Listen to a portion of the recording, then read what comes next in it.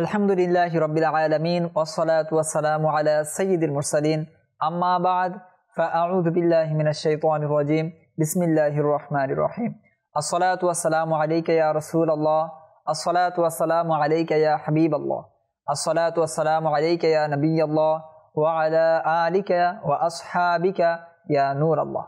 মাদানী চ্যানেলের দর্শকবৃন্দ, দেশ ও দেশের বাইরে থেকে আপনাদের সকলের পছন্দনীয় অনুষ্ঠান সাহাবায়ে কেরাম আলাইহিমুর রিদওয়ান এর বিশেষত্ব যারাই আমাদের সাথে আছেন সকলকে জানায় আন্তরিক মুবারকবাদ ও শুভেচ্ছা। আমরা প্রতি সপ্তাহে কোনো একজন বিশিষ্ট সাহাবী রাদিয়াল্লাহু তাআলা আনহু এর বিশেষত্ব সৌভাগ্য অর্জন করছি। এরই ধারাবাহিকতায় আজকেও আমরা একজন প্রসিদ্ধ সাহাবী রাদিয়াল্লাহু তাআলা আনহু এর কিছু বিশেষত্ব জানার শোনার চেষ্টা করব। আল্লাহ তাআলা আমাদেরকে তৌফিক দান করুন। আসুন অনুষ্ঠানের শুরুতে আমরা দুরুদ শরীফের একটি ফজিলত শ্রবণ করে নিই। প্রিয় নবী রাসূল আরবি সাল্লাল্লাহু তাআলা আলাইহি ওয়াসাল্লাম ইরশাদ করেছেন, যে ব্যক্তি প্রতিদিন আমার প্রতি 50 বার দুরুদ শরীফ পাঠ করবে, কিয়ামতের দিন আমি তার সাথে মুসাফাহ করব। সাল্লু আলাল হাবিব সাল্লাল্লাহু তাআলা আলা মুহাম্মদ সাল্লাল্লাহু আলাইহি ওয়াসাল্লাম। মাদানী চ্যানেলের দর্শকবৃন্দ, শুরুতেই বলেছি আজকে আমরা ইনশাআল্লাহ একজন প্রসিদ্ধ সাহাবী রাদিয়াল্লাহু তাআলা আনহু এর কিছু বিশেষত্ব জানার শোনার সৌভাগ্য অর্জন করব। আজ আমরা যার বিষয়ে আলোচনা করব তার নাম হচ্ছে উসামা বিন যায়েদ রাদিয়াল্লাহু তাআলা আনহু। তার উপাধি হচ্ছে আল হিব্বু ইবনুল হিব্বি, অনেকে বলেছেন হিব্বু রাসূলিল্লাহ। সুতরাং আল হিব্বু ইবনুল হিব্বি, হিব্বু রাসূলিল্লাহ, এগুলোর অর্থ হচ্ছে যে প্রিয় সন্তানের প্রিয় সন্তান। আরেকটি অর্থ হচ্ছে যে রাসূল আরবি সাল্লাল্লাহু আলাইহি ওয়াসাল্লামের পছন্দনীয় ব্যক্তি, অর্থাৎ মাহবুবে রাসূল হুজুর সাল্লাল্লাহু আলাইহি ওয়াসাল্লাম যাকে ভালোবেসেছেন। আসুন আমরা তার জীবনীর শুরু থেকেই কিছু শোনার চেষ্টা করি। উসামা বিন যায়েদ রাদিয়াল্লাহু তাআলা আনহু এর পিতা আমরা তার নামের মাধ্যমে জানতে পারি। তার পিতার নাম ছিল যায়েদ। গত এপিসোডে আমরা যে মহান সাহাবীর জীবনী শুনেছি সেই মহান সাহাবী হচ্ছেন হযরত উসামা রাদিয়াল্লাহু তাআলা আনহুর সম্মানিত পিতা, আর তার সম্মানিত মাতার নাম হচ্ছে উম্মে আয়মান রাদিয়াল্লাহু তাআলা আনহা। অর্থাৎ বলা চলে যে উভয়ে অত্যন্ত মর্যাদার অধিকারী ছিলেন। তার সম্মানিত মাতাও যেমন অত্যন্ত অনেক বড় মাপের একজন মহিলা ছিলেন, তার সম্মানিত পিতাও কিন্তু অত্যন্ত বড় মাপের একজন সাহাবী ছিলেন। হযরত যায়েদ বিন হারিসা রাদিয়াল্লাহু তাআলা আনহুর জীবনী তো আমরা শুনেছি। উম্মে আয়মান রাদিয়াল্লাহু তাআলা আনহা কেমন ছিলেন, আর তাদের উভয়ের সন্তান হচ্ছেন এই উসামা বিন যায়েদ রাদিয়াল্লাহু তাআলা আনহু। তিনি কত বড় সৌভাগ্যের অধিকারী, তার বিশেষত্ব কেমন, আসুন তার সম্মানিত মাথার কিছু গুণাবলী বিশেষত্বের মাধ্যমে আমরা এটি একটু অনুধাবন করার চেষ্টা করি। হযরত সাইয়্যিদাতুনা উম্মে আয়মান রাদিয়াল্লাহু তাআলা আনহা পূর্বে বিবাহ হয়েছিল, আর সেই ঘরে আয়মান রাদিয়াল্লাহু তাআলা আনহা জন্মগ্রহণ করেছিলেন। পরবর্তীতে উম্মে আয়মান রাদিয়াল্লাহু তাআলা আনহা, অর্থাৎ উম্মে আয়মান যে হযরত উসামা বিন যায়েদ রাদিয়াল্লাহু তাআলা আনহুর সম্মানিত মাতা, উম্মে আয়মান যাকে আমরা নামে ডাকি বা নামে চিনি, তার নাম হচ্ছে মূলত বারাকা। তো সেই বারাকা প্রথমে একবার বিবাহ হয়েছিল, তো তার স্বামী ইন্তিকাল করে পরবর্তীতে হুজুর সাল্লাল্লাহু আলাইহি ওয়াসাল্লাম এই উম্মে আয়মান তথা বারাকা রাদিয়াল্লাহু তাআলা আনহার ব্যাপারে এইভাবে বলেন যে কেউ যদি জান্নাতি মহিলাকে বিবাহ করতে চায় অথবা জান্নাতি মহিলাকে দেখতে চায়, সে যেন উম্মে আয়মান তথা বারাকাকে দেখে নেয়। তো যখন হুজুর সাল্লাল্লাহু আলাইহি ওয়াসাল্লাম এই ঘোষণা করলেন জান্নাতি মহিলা, আর জান্নাতি মহিলাকে কেউ বিবাহ করতে চায় সে যেন উম্মে আয়মানকে বিবাহ করে, তো সাথে সাথে যায়েদ বিন হারিসা রাদিয়াল্লাহু তাআলা আনহু হাত উত্তোলন করলেন এবং তিনি বিবাহের জন্য সম্মতি প্রকাশ করলেন। তো উভয়ে হুজুর সাল্লাল্লাহু আলাইহি ওয়াসাল্লামের খুবই ঘনিষ্ঠ ব্যক্তি ছিলেন। যায়েদ বিন হারিসা রাদিয়াল্লাহু তাআলা আনহু হুজুর সাল্লাল্লাহু আলাইহি ওয়াসাল্লামের খুবই ঘনিষ্ঠ ছিলেন। আমরা তো পূর্বে শুনেছি যে হুজুর সাল্লাল্লাহু আলাইহি ওয়াসাল্লাম এমনও বলেছেন যে এ হচ্ছে আমার সন্তান, এবং আরবের মধ্যে ছড়িয়ে পড়েছিল যে যায়েদ বিন মুহাম্মদ, সকলে মুহাম্মদ সাল্লাল্লাহু আলাইহি ওয়াসাল্লামের ছেলে হিসাবে তাকে চিনত জানত। এমনকি তার ব্যাপারে এসেছিল যে হিব্বুন নবী, অর্থাৎ হুজুর সাল্লাল্লাহু আলাইহি ওয়াসাল্লামের মাহবুব হচ্ছে যায়েদ বিন হারিসা। তো সেই সম্মানিত ব্যক্তি হুজুর সাল্লাল্লাহু আলাইহি ওয়াসাল্লামের আরও একজন নিকটতম ব্যক্তিকে, খুব কাছের মানুষকে বিবাহ করলেন। এবং হাদিসের মধ্যে এও এসেছে যে উম্মে আয়মান উম্মি বাদা উম্মি, যে উম্মে আয়মান হচ্ছে আমার মা আমার মায়ের পর, অর্থাৎ আমার আপন মায়ের পর আমার মা হচ্ছে উম্মে আয়মান। তো সেই উম্মে আয়মান এবং যায়েদ বিন হারিসা রাদিয়াল্লাহু তাআলা আনহু যখন বিবাহর বন্ধনে আবদ্ধ হন, তাদের মাধ্যমে যে সন্তানের জন্ম হয় সেই সন্তানের নাম হচ্ছে উসামা বিন যায়েদ রাদিয়াল্লাহু তাআলা আনহু। সুতরাং বোঝা যাচ্ছে যে পিতামাতার দিক থেকে তিনি কত বড় বিশেষত্বের অধিকারী ছিলেন। তো এটাই হচ্ছে উসামা বিন যায়েদ রাদিয়াল্লাহু তাআলা আনহু। আর তাকে হুজুর সাল্লাল্লাহু আলাইহি ওয়াসাল্লাম কতটা ভালোবাসতেন, কেমন ভালোবাসতেন, হুজুর সাল্লাল্লাহু আলাইহি ওয়াসাল্লামের কিছু বাণীর মাধ্যমে এটা প্রতীয়মান হয়। বুখারী শরীফের মধ্যেও এসেছে যে সকল মানুষের মধ্যে সবচেয়ে বেশি আমি যাকে ভালোবাসি সেটা হচ্ছে উসামা বিন যায়েদ রাদিয়াল্লাহু তাআলা আনহু। হুজুর সাল্লাল্লাহু আলাইহি ওয়াসাল্লামের পরিবারবর্গের মধ্যে যে ব্যক্তি স্থান পেয়েছিল সেই ব্যক্তির নাম হচ্ছে উসামা বিন যায়েদ রাদিয়াল্লাহু তাআলা আনহু। এমনকি হুজুর সাল্লাল্লাহু আলাইহি ওয়াসাল্লাম এও বলেছেন, যে ব্যক্তি আল্লাহ ও কিয়ামতের উপর বিশ্বাস রাখে তার উচিত হচ্ছে উসামা বিন যায়েদকে ভালোবাসা।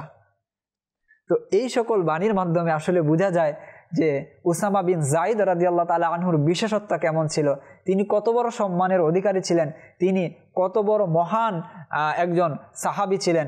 আল্লাহ তাআলা তাকে সম্মান করার, শ্রদ্ধা করার, ভালোবাসার তৌফিক দান করুন। আসুন আমরা আরও কিছু বিষয় আমরা জেনে আসি যে হুজুর সাল্লাল্লাহু আলাইহি ওয়াসাল্লাম উসামা বিন যায়েদকে কেমনটা ভালোবাসতেন, বা যায়েদ বিন হারিসা, উম্মে আয়মান রাদিয়াল্লাহু তাআলা আনহা, তাদের সকলকে কেমন ভালোবাসতেন, আর সেই ফ্যামিলিটা হুজুর সাল্লাল্লাহু আলাইহি ওয়াসাল্লাম কতটা ঘনিষ্ঠ ছিল, এই ঘটনার মাধ্যমে হয়তো আরও একটু ক্লিয়ার হয়ে যাবে, পরিষ্কার হয়ে যাবে।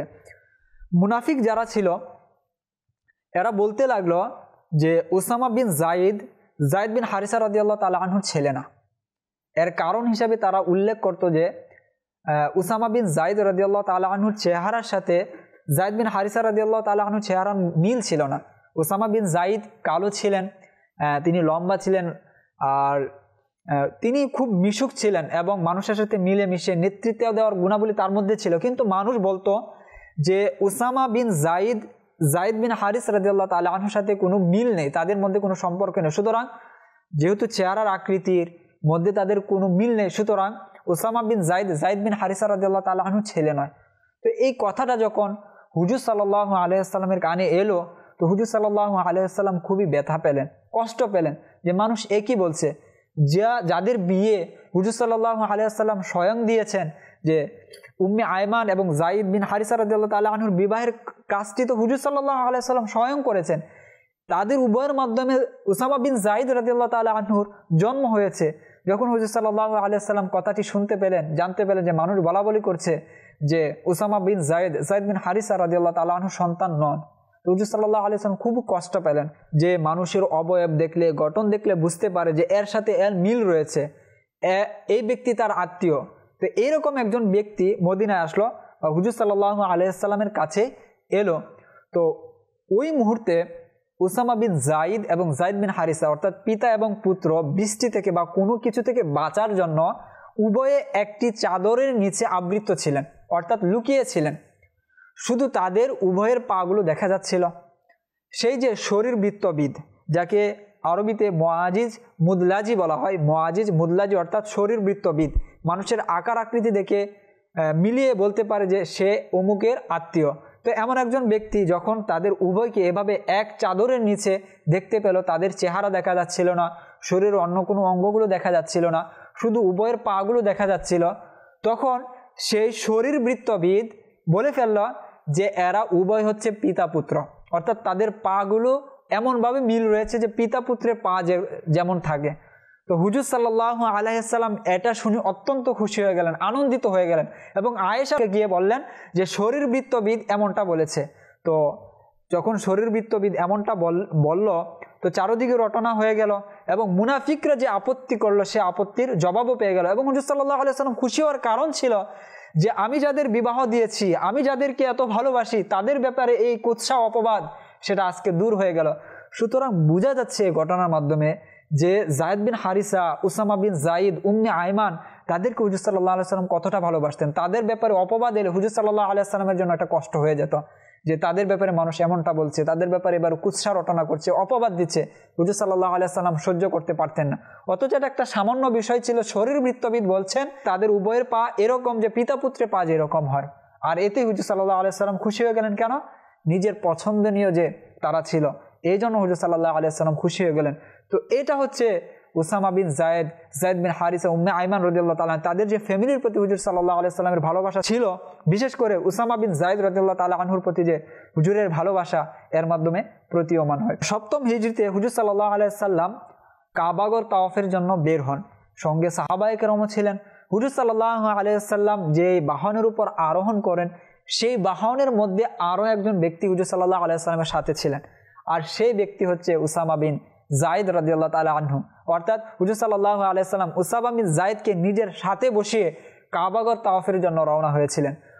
অষ্টম হিজরিতে যখন হুজুর সাল্লাল্লাহু আলাইহি সাল্লাম মক্কা বিজয় হয়, মক্কা বিজয় যখন হুজুর সাল্লাল্লাহু আলাইহি সাল্লামের বাহনে যে ব্যক্তি আরোহণ করেছিল তার নাম হচ্ছে উসামা বিন জায়েদ। তো এই ঘটনাগুলোর মাধ্যমে আসলে বোঝা যায় যে হুজুর সাল্লাল্লাহু আলাইহি সাল্লামের সাথে উসামা বিন জায়েদের সম্পর্কটা কেমন ছিল। হুজুর সাল্লাল্লাহু আলাইহি সাল্লাম নিজের নাতির মতো তাকে দেখতেন। তাছাড়াও উসামা বিন জায়েদের সাথে আরও একটি হুজুর সাল্লাল্লাহু আলাইহি সাল্লামের সম্পর্ক রয়েছে, সেটা হচ্ছে দুধ ভাই। অর্থাৎ উম্মে আইমান রাদিয়াল্লাহু তাআলা আনহা হচ্ছে হুজুর সাল্লাল্লাহু আলাইহি সাল্লামের রেজাই মা, আর সেই দিক থেকে রেজাই ভাই অর্থাৎ দুধ ভাই হচ্ছে উসামা বিন জায়েদ। আর সার্বিক দিক থেকে হুজুর সাল্লাল্লাহু আলাইহি সাল্লাম উসামা বিন জায়েদকে অত্যন্ত ভালোবাসতেন। তার সম্পর্কে নাতি মতো ছিল, যেহেতু জায়েদ বিন হারিসা রাদিয়াল্লাহু তাআলা আনহু পালক সন্তান ছিলেন, আর পালক সন্তানের ছেলে সেক্ষেত্রে নাতি হয়, এদিক দিয়ে দুধ ভাই। তো সার্বিক দিক থেকে হুজুর সাল্লাল্লাহু আলাইহি সাল্লাম উসামা বিন জায়েদকে অত্যন্ত ভালোবাসতেন। এমনকি ভালোবাসার নিদর্শন এমন ছিল যে বিদায় হজের একটি ঘটনার মধ্যে এরকম রয়েছে, হুজুর সাল্লাল্লাহু আলাইহি সাল্লাম বিদায় হজের পালনের জন্য সেখানে গেলেন, আরাফার ময়দানে অবস্থান করলেন, আরাফার ময়দানে অবস্থান করলেন। কিন্তু আরাফার ময়দানে অবস্থান করার পর উসামা বিন জায়েদকে পাচ্ছিলেন না বা আশেপাশে ছিলেন না। যে হুজুর সাল্লাল্লাহু আলাইহি সাল্লাম সবাইকে থামিয়ে রাখলেন, মুজদালিফায় আসলেন না যতক্ষণ পর্যন্ত তিনি উসামা বিন জায়েদকে পাননি। যখন উসামা বিন জায়েদকে হুজুর সাল্লাল্লাহু আলাইহি সাল্লাম পেলেন, তাকে সাথে নিলেন, সাথে নিয়ে মুজদালিফার দিকে রওনা হলেন। তো এই হচ্ছে উসামা বিন জায়েদ রাদিয়াল্লাহু তাআলা আনহুর বিশেষত্ব, হিব্বু রাসূলুল্লাহ অর্থাৎ হুজুর সাল্লাল্লাহু আলাইহি সাল্লামের মাহবুব। এই ঘটনাগুলোর মাধ্যমে আসলে ভালোভাবে অনুধাবন করা যায় এবং প্রতীয়মান হয় যে আসলে প্রকৃতপক্ষে যে তিনি হিব্বু রাসূলিল্লাহ ছিলেন, অর্থাৎ আল্লাহর রাসূল সাল্লাল্লাহু আলাইহি ওয়াসাল্লামের মাহবুব ছিলেন। তাছাড়া আরও একটি উপাধি তার ছিল, সেটি হচ্ছে আল হিব্বু ইবনুল হিব্বি, অর্থাৎ প্রিয় সন্তানের প্রিয় সন্তান। হুজুর সাল্লাল্লাহু আলাইহি ওয়াসাল্লাম অত্যন্ত ভালোবাসতেন জায়েদ বিন হারিসা রাদিয়াল্লাহু তাআলা আনহুকে, আর তার সেই প্রিয় সন্তানের প্রিয় সন্তান হচ্ছে ওসামা বিন জায়েদ রাদিয়াল্লাহু তাআলা আনহু। সুতরাং এই ঘটনাগুলোর মাধ্যমে তার যে উপাধিগুলো আছে এগুলো আমাদের কাছে খুবই স্পষ্ট হয়ে যায় যে উপাধিগুলো এমনি এমনি হয়নি। হুজুর সাল্লাল্লাহু আলাইহি ওয়াসাল্লাম তাকে কেমন ভালোবাসতেন, কতটা ভালোবাসতেন, আমরা এর মাধ্যমে জানতে পারি। আল্লাহ তাআলা আমাদেরকেও তাদের প্রতি ভালোবাসার তৌফিক দান করুন।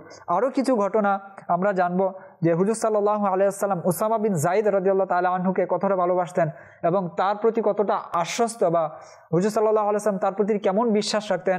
যখন হুজুর সাল্লাল্লাহু আলাইহি ওয়াসাল্লাম উসামা বিন জায়েদকে দ্বিতীয় মুতার যুদ্ধে সেনাবাহিনীর প্রধান হিসাবে নিযুক্ত করলেন, তো সেখানে মূলত প্রায় প্রবীণ যে সকল মুহাজির আনসার সাহাবী রয়েছেন সকলেই উপস্থিত ছিলেন। হযরত সাইয়্যিদুনা আবু বকর সিদ্দিক রাদিয়াল্লাহু তাআলা আনহু ছিলেন, উমর ফারুক রাদিয়াল্লাহু তাআলা আনহু ছিলেন, সাদ বিন আবি ওয়াক্কাস রাদিয়াল্লাহু তাআলা আনহু ছিলেন, আবু উবাইদা ইবনুল জাররাহ রাদিয়াল্লাহু তাআলা আনহু, তাদের মতো যে প্রবীণ সাহাবায়ে কেরাম তারা ছিলেন সেখানে।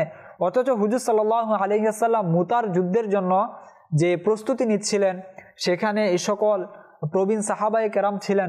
তাদের মধ্যে ইতিহাসবিদ যারা রয়েছেন তারা বলেন যে সে সময় উসামা বিন জায়েদ রাদিয়াল্লাহু তাআলা আনহুর বয়স ছিল 17 থেকে 20 বছর এর মধ্যে। আর এই সকল প্রবীণ সাহাবীদের মধ্যে হুজুর সাল্লাল্লাহু আলাইহি ওয়াসাল্লাম উসামা বিন জায়েদকে যুদ্ধের কমান্ডার হিসেবে নিযুক্ত করেন। যখন এই কমান্ডার হিসেবে নিযুক্ত করেন তখন কিছু মানুষ বা কিছু সাহাবী আপত্তি করলেন যে তার বয়স মাত্র 20 বছরের চেয়েও কম, 20 বছরের চেয়েও বয়স যার কম, তাকে আপনি এই সকল প্রবীণ সাহাবীদের কমান্ডার হিসেবে নিযুক্ত করছেন। যখন হুজুর সাল্লাল্লাহু আলাইহি ওয়াসাল্লামের কাছে এই সংবাদ গিয়ে পৌঁছালো, সেই জবাবে হুজুর সাল্লাল্লাহু আলাইহি ওয়াসাল্লাম বলেন, তিনিও নেতৃত্বের সকল গুণের অধিকারী ছিলেন। অর্থাৎ এখানে যায়েদ বিন হারিসা রাদিয়াল্লাহু তাআলা আনহুর কথা তুলে নিয়ে এসেছেন, স্মরণ করিয়ে দিচ্ছেন যে যখন আমি যায়েদ বিন হারিসাকে প্রথম মুতার যুদ্ধের জন্য কমান্ডার হিসেবে নিযুক্ত করেছিলাম, তখনও তোমরা আপত্তি জানিয়েছিলে। তো সেটাই হুজুর সাল্লাল্লাহু আলাইহি ওয়াসাল্লাম জানিয়ে দিয়েছেন যে যায়েদ বিন হারিসা প্রথম মুতার যুদ্ধে সে প্রমাণ করে দিয়েছে সে প্রকৃতপক্ষে নেতৃত্ব দেওয়ার গুণাবলী তার মধ্যে ছিল। তো তিনি সেটাই বলছেন, তিনিও নেতৃত্বের সকল গুণের অধিকারী ছিলেন এবং তার ছেলেও সকল গুণের অধিকারী।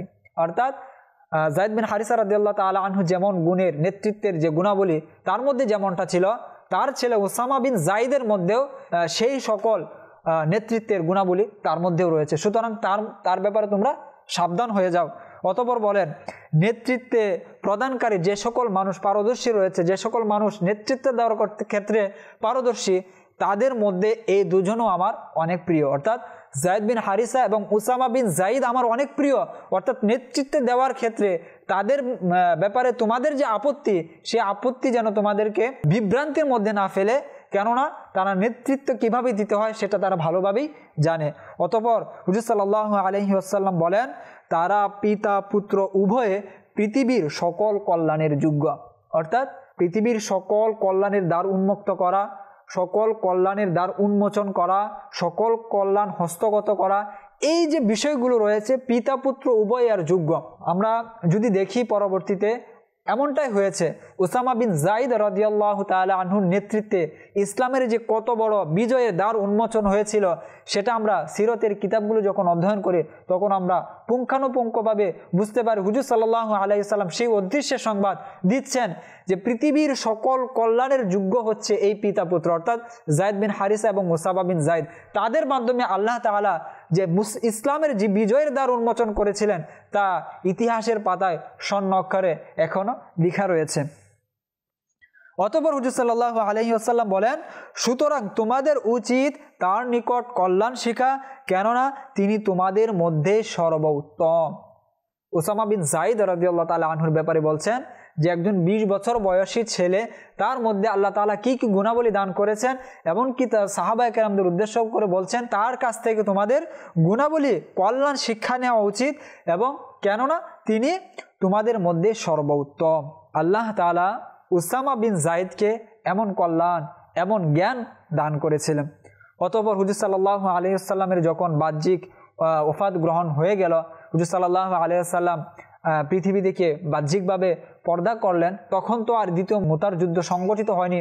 পরবর্তীতে আবু বকর সিদ্দিক রাদিয়াল্লাহু তাআলা আনহু, এই হুজুরের যে পদক্ষেপ ছিল যে মুতার দ্বিতীয় যুদ্ধ হওয়া উচিত, এবং যায়েদ বিন হারিসা রাদিয়াল্লাহু তাআলা আনহু এবং জাফর তাইয়ার রাদিয়াল্লাহু তাআলা আনহু, আব্দুল্লাহ ইবনে রাওয়াহা রাদিয়াল্লাহু তাআলা আনহু, তারা যে সেখানে শাহাদত বরণ করেছিলেন, সেই শাহাদত বরণের প্রতিশোধ বা বিজয়, পরিপূর্ণ বিজয় ছিনিয়ে আনার যে পদক্ষেপ হুজুর সাল্লাল্লাহু আলাইহি ওয়াসাল্লাম নিয়েছিলেন, সেই পদক্ষেপকে বাস্তবায়ন করার জন্য আবু বকর সিদ্দিক রাদিয়াল্লাহু তাআলা আনহু খুবই দৃঢ় সংকল্পবদ্ধ ছিলেন।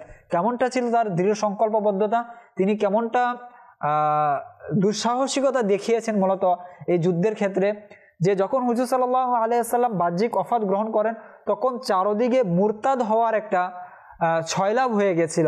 সবাই ধর্মান্তরিত হয়ে যাচ্ছিল, কেউ যাকাত অস্বীকার করছিল, কেউ মিথ্যা নবী দাবি করছিল, আবার অনেকে সেই মিথ্যা নবীর অনুসরণ করছিল।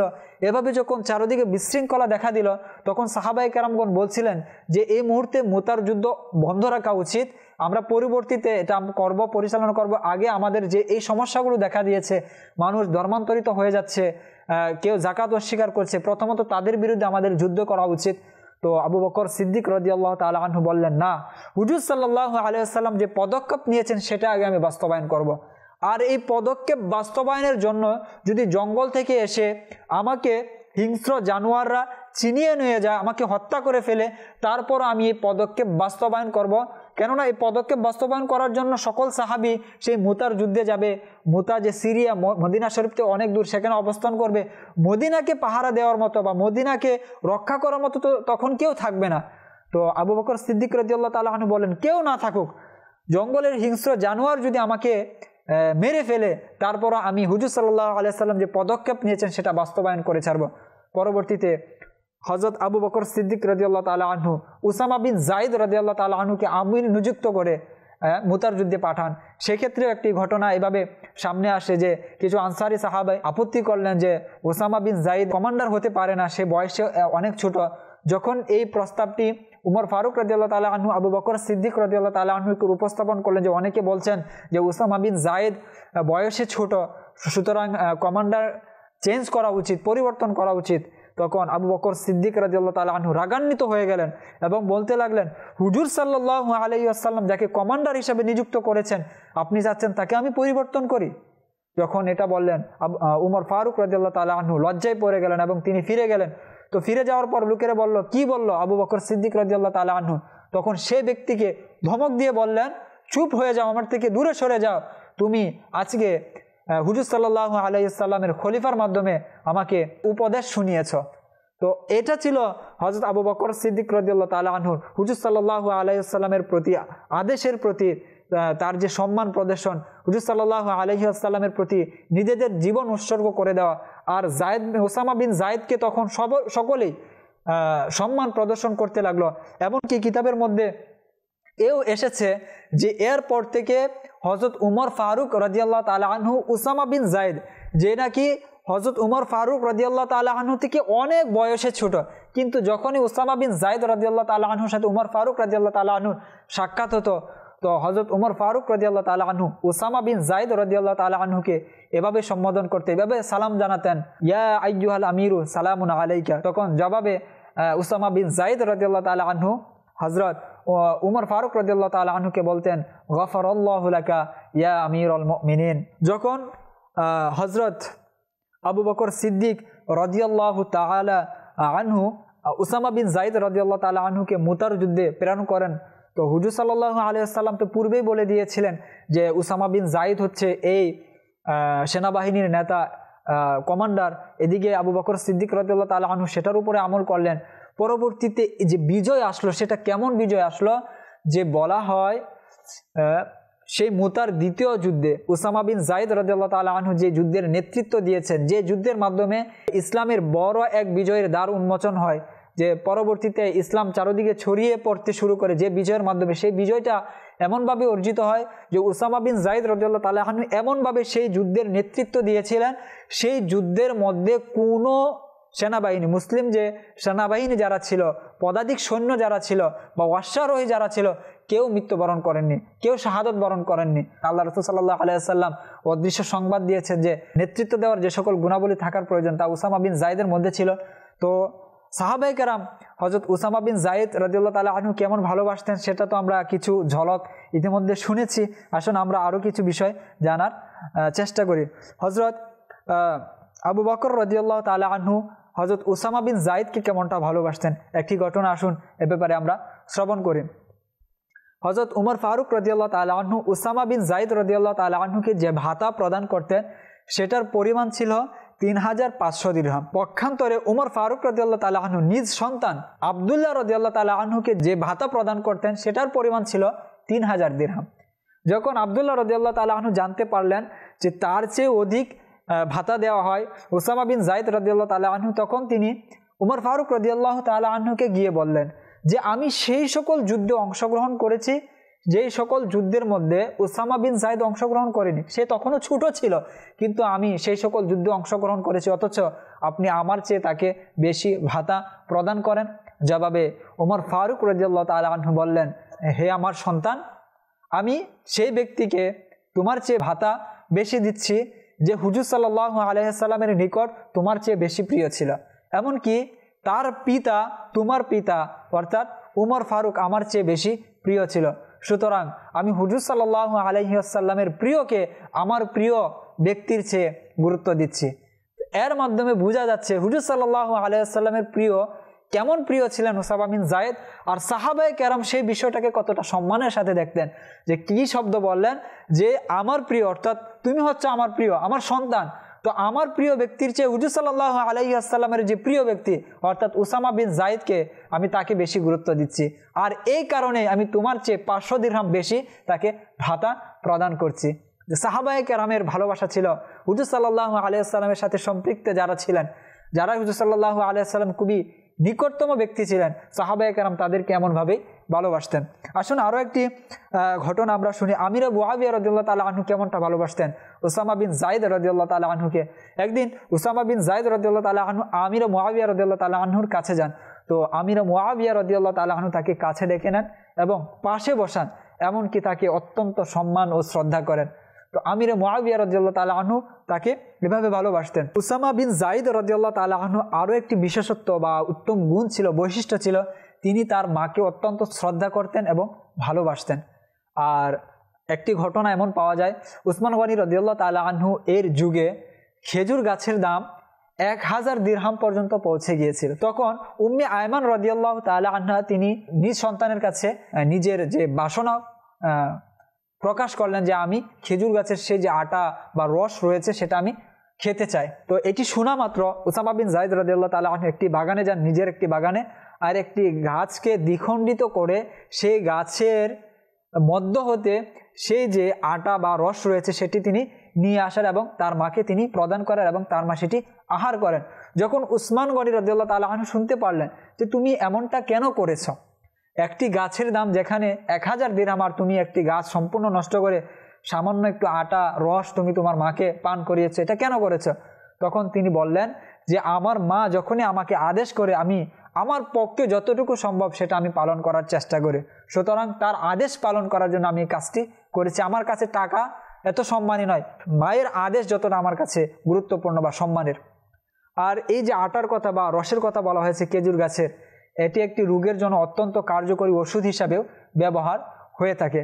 সুতরাং উসামা বিন যায়েদ রাদিয়াল্লাহু তাআলা আনহু মায়ের প্রতি এতটা শ্রদ্ধাশীল ছিলেন, মাকে এমনটা ভালোবাসতেন। উসামা বিন যায়েদ রাদিয়াল্লাহু তাআলা আনহু হুজুর সাল্লাল্লাহু আলাইহি ওয়াসাল্লামের সুন্নতগুলোকে তিনি পালন করতেন। এরকম একটি ঘটনা পাওয়া যায় যে তিনি সোমবার এবং বৃহস্পতিবার রোজা রাখতেন।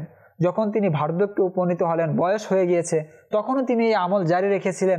চলমান নিজের অভ্যাসের মধ্যেই মূলত সেই আমলটি তিনি নিয়েছিলেন। তখন তার যে গোলাম রয়েছিল তিনি তাকে বললেন যে আপনি বার্ধক্যে সোমবার এবং বৃহস্পতিবার কেন রোজা রাখেন? তখন জবাবে উসামা বিন যায়েদ রাদিয়াল্লাহু তাআলা আনহু তাকে বলেন, কেননা আমার আকা, আমার মনিব, প্রিয় নবী রাসূল আরবি সাল্লাল্লাহু আলাইহি ওয়াসাল্লাম সোমবার বৃহস্পতিবার রোজা রেখেছে, তাই তার সেই মহান সুন্নতের জন্য আমি সোমবার ও বৃহস্পতিবার রোজা রাখি। তো এই হচ্ছে উসামা বিন যায়েদ রাদিয়াল্লাহু তাআলা আনহুর কিছু বিশেষত্ব তার সংক্ষিপ্ত জীবনে। তো এই যে সকল বিশেষত্ব আমরা শুনলাম, মায়ের প্রতি তার ভালোবাসা ছিল, হুজুর সাল্লাল্লাহু আলাইহি ওয়াসাল্লামের সুন্নতের প্রতি তার আকাঙ্ক্ষা, হুজুর সাল্লাল্লাহু আলাইহি ওয়াসাল্লাম তাকে অত্যন্ত ভালোবাসতেন, আদর করতেন, তার মধ্যে নেতৃত্বের গুণাবলী ছিল। তো এই যে বিষয়গুলো রয়েছে, তো আল্লাহ তাআলা আমাদেরকেও এই বিশেষত্ব, এই গুণাবলী দান করুক। তাকে যেভাবে সাহাবায়ে কেরাম শ্রদ্ধা করেছেন, ভালোবেসেছেন, আমাদেরকেও তার প্রতি অনুরূপ শ্রদ্ধাশীল হওয়ার, তাকে অনুরূপ ভালোবাসার তৌফিক দান করুন। তার মধ্যে যে গুণাবলী, বৈশিষ্ট্যগুলো বা বিশেষত্বগুলো ছিল, আল্লাহ তাআলা তারও কিছু অংশ আমাদেরকে দান করুন। আমিন। বিজাহিন নবীল আমিন। সল্লু আলাল হাবিব সাল্লাল্লাহু তাআলা আলা মুহাম্মদ সাল্লাল্লাহু আলাইহি ওয়াসাল্লাম।